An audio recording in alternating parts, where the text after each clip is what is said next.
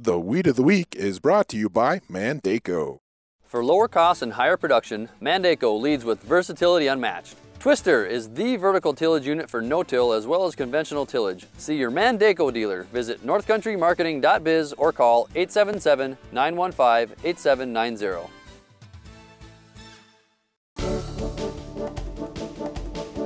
Our Weed of the Week is Brian's favorite weed. It's Palmer Pigweed. My favorite. It is your favorite, Brian. Brian thinks Palmer Pigweed is actually water hemp in disguise. Brian, it's a little bit different. Well, the reason why I think it's the same is simply because they both are hairless. And so I've always referred to hairless pigweed as water hemp. I don't think Palmer Pigweed exists. Well, I think it is a little bit different weed. And the problem with Palmer Pigweed is it typically grows in the south, but now it has spread north. And we're seeing Palmer Pigweed as far north as Michigan. So we've got Palmer Pigweed that's moved up, whether it be with hay or with livestock or with migratory birds. I don't care how it happened. The problem is it has spread north. Okay, well, whether it's Palmer Pigweed or water hemp, I don't care what kind of smooth pigweed you have.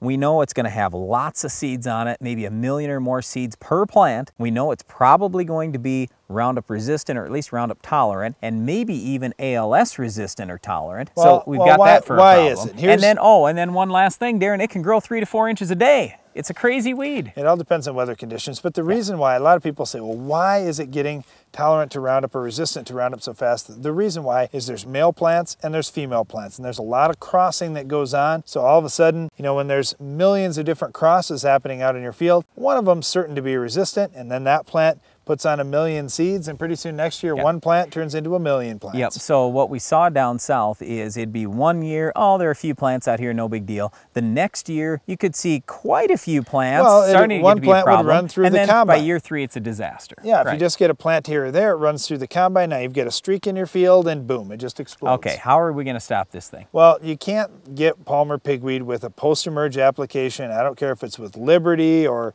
any single herbicide. Well, you can control it with a post product, but not for long. Because it keeps coming up all year. So you have to start out with pre-emerge products. Now, when we're further south in the United States, you have to get out there very early with a burn down that has some residual and hold it down already in February and March in some areas. Okay, let's start with soybeans because that's where we have the most problem with Palmer Pigweed. It's really tough here, and I'll tell you, in our own operation, we're controlling water hemp, same thing basically in terms of control as Palmer Pigweed. I'm using 3 pre-emerge herbicides that have activity on it, no joke. Well, you're not worried about resistant weeds, are you? Well, it's not that expensive. You go out there with Prowl or Treflan or Sonalan, okay, one of those 3, and then you put that together with Authority MTZ. So that's Authority plus Sencor. So I've got 3 different modes of action, 3 things that all have activity on Palmer Pigweed, and I'm going to have really good control. That's nice. Then you plant Liberty Link soybeans, and when you've got those Liberty Link soybeans, you can now spray Liberty in crop. The challenge with Liberty has been they're a little tight on supply because their growth has just been tremendous. So many guys are going to Liberty Link crops. So you want to spray pretty early. You don't want to wait till the weeds are big.